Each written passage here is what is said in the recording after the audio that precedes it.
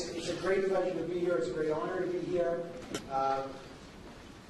Dr. Suu Kyi, it's a great honor to have you here for the first time doing something like this in Canada with Canadian students and with journalists. It's a pleasure, and it's long overdue. I do just quickly also want to thank Tin Maung Chu, the Executive Director of the Canadian Friends of Burma, as well, for organizing this, which is extraordinary work they've been doing in spearheading this event. And I want to thank Carleton, of course, for doing this as well. We're going to have questions, and before we get to Aung San Suu Kyi very quickly, there's a microphone here. I know Dr. Suu Kyi wants to hear from as many students as possible. Please line up here. We are on Skype. You understand the technology here. If Skype goes down, we will get it back up, and we will spend our hour with Dr. Suu Kyi. Let's start. Aung San Suu Kyi, or Da Suu Kyi as you're called by many, many people. Again, a great pleasure to be here. Before I start with some questions, can you give us some opening remarks, perhaps, about the current state of the situation in Burma? As people know, by-elections coming, and your current, the news about your ability to campaign. Could you give us some opening remarks, perhaps? Thank you. At the moment, everybody is very interested in what's going on in Burma. Some are a little bit too optimistic about the situation. We are cautiously optimistic. We are at the beginning of a road. Whether we shall be able to get onto it is another matter altogether.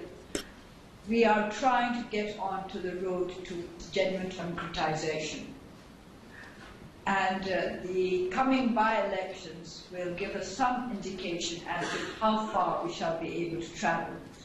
At the moment, we have some problems with regard to our election campaign. Everything is not as you might expect it to be, a truly democratic society, but then of course we all know that we are not yet a truly democratic society.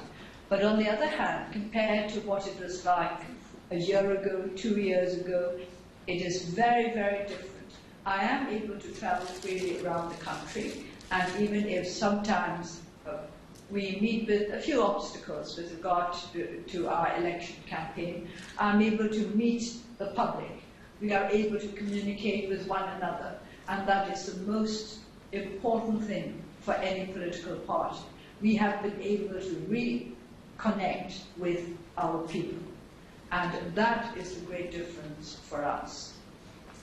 Dr. Suu Kyi, first of all, this technology is marvelous, and I should tell people that Dr. Suu Kyi can see us as well. So we're really getting some marvelous technology. And you talk about connecting. Here we are finally at last time you connect to Canada.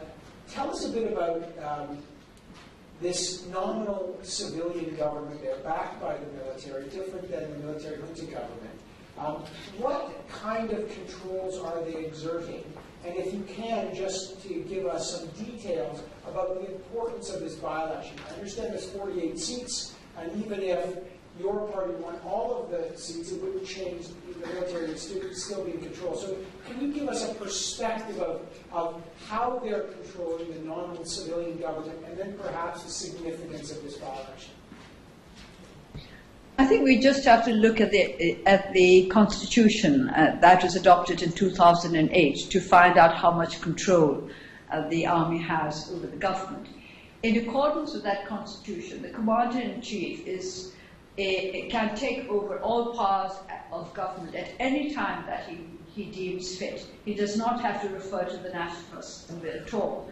So in a sense, you can say that ultimate power still rests with the army.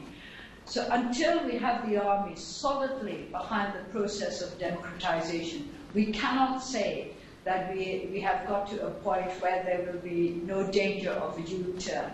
Many people are beginning to say that the democratization process here is irreversible. This is not the point. It's not so. This is why I said we're cautiously optimistic. We don't know exactly how the army stands with regard to the reforms that have been instituted by the President and some of his former ministers. We the public, are still quite distanced from the army. So there are many, many obstacles that have to be overcome before we can say, yes, we are truly on the path to democracy. Are we under military rule? No, we are not under military rule. We are under civilian rule. But this civilian rule, as instituted by the Constitution, is very much under the dominance of the military. Can you give us a sense, and those of us who have watched the situation in Burma for so long, can you give us a sense of what perhaps is driving the civilian, nominal civilian government, possibly the military, to open up to democratic reform? What are the things that are affecting this government's decision? And your thoughts as I move to questions of what the international community can do. What do you think the motives are? I think firstly, the President is genuinely interested in reform. And I think the government has become very much aware of the dissatisfaction of the great majority of our people. There is a lot of poverty in this country. This is a country which is rich in natural resources, but the people are very poor. And the sad state of the economy has really come home to many people in power, including those who were very recently in the army. You mustn't forget that this present civilian government is made up almost entirely of ex-members of the military. But they began to realize that there was a need for change. Whether the army is behind this move, I cannot tell. As I said earlier, we are still quite some distance away from the army. We civilians have very little contact with the military. Dr. Suu Kyi, tell us about the international community's role here. Let's start with Canada. Canada's policy has been one of condemnation and a kind of moral position on this government, but not necessarily one of constructive engagement, for example, supporting specific programs. What can Canada do, if it should do more, in terms of engagement with the government in Burma? Let me say that we are very grateful for what Canada has already done. Canada is one country that had overall sanctions against Burma. And to those who ask whether or not sanctions have been effective, I would answer yes, very, very confidently, because this government is always asking for sanctions to be removed. And one of the very first motion that was tabled successfully in this new assembly was one asking for the dismantling of sanctions. So if sanctions have been effective. If sanctions had not been effective, this would not such be an important issue for them. So Canada has helped us greatly with regard to our movement to democracy. And the way in which you can continue to help us is to keep up your awareness of what is happening in Burma. Don't be too optimistic, don't be too pessimistic. Try to see things as they are and try to keep contact with the ordinary people of Burma. That is how you will learn whether or not we are making any progress under this new government. Are there other things to be done, though? Are there other forms of support? There is awareness. I have to tell you, it's difficult for us to get journalists inside there, so it's difficult to make those kind of contacts under the best of circumstances, though it's slightly easier now. Are there other, perhaps, moves, policies that the government could adopt outside of the efficacy of sanctions? Well, I'll answer those questions after the election, because a lot depends on how the elections go and how free and fair the run-up to the elections are, and how things go after the elections. Don't forget that in 1990, we had elections which were considered free and fair by the whole world, and after that, nothing happened. That is to say, although my party won over 80% of the seats in the National Assembly, Parliament was never convened, and we just ended up by having to face a lot of oppression. Many of our members, including our elected MPs, were thrown into prison or harmed out of the country. So we must wait until after the elections to find out whether or not there have been real changes. And depending on these changes, there should be suitable changes in policy. Yeah, I'll leave it there. I wonder on a wider scale, you've become a global symbol of peaceful resistance.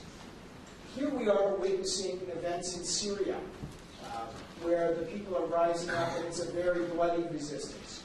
You've seen and talked about it, and I know watched closely the Arab Spring. In some countries, it's functioned differently.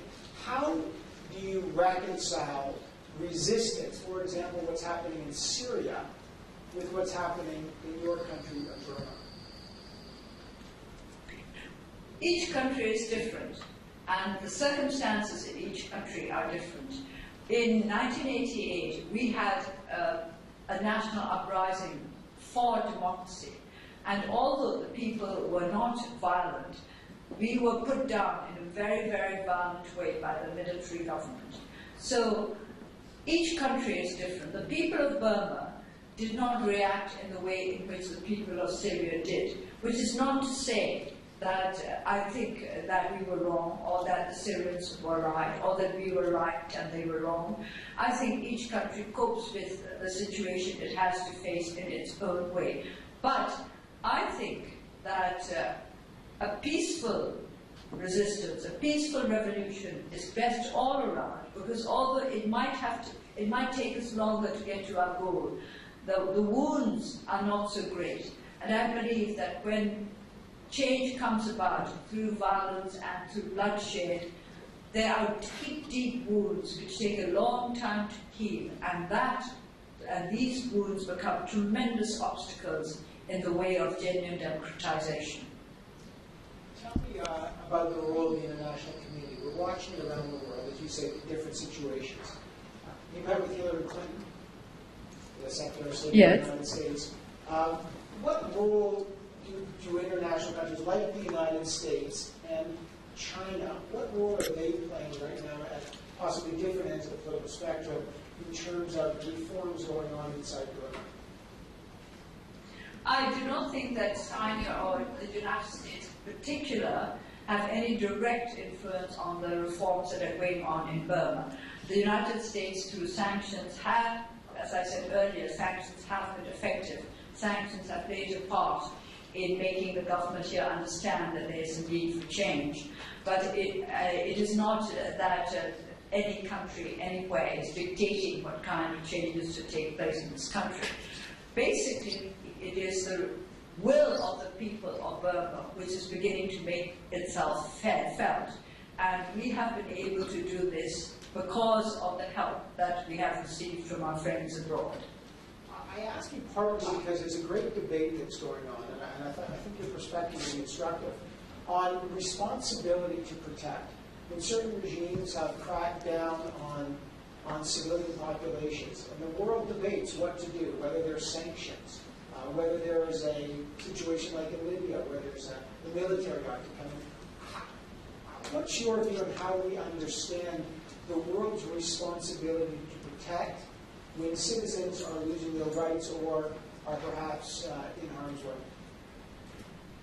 Well, there are such things as basic human rights, and I think if people really want to know about it, they do know about it. Those who pretend not to know about human rights just don't want to know. And this goes back to what I said earlier. Awareness is so important. You have to be aware of what is going on in a country if you want to help it.